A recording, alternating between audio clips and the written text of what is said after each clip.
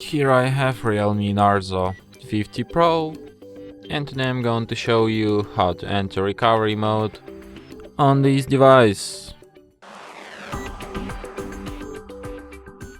So to do this, firstly you have to turn your device off, and after it turns off completely you have to hold down combination of keys, power key plus volume down at the same time for a couple of seconds like this.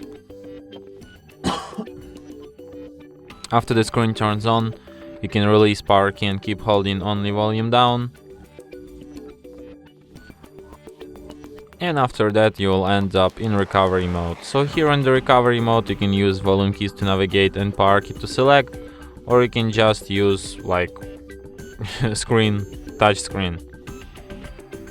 Here you have such options as format data, reboot device and power off.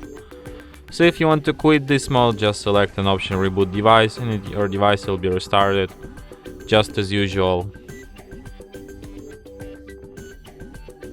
And that's it. Thanks for watching.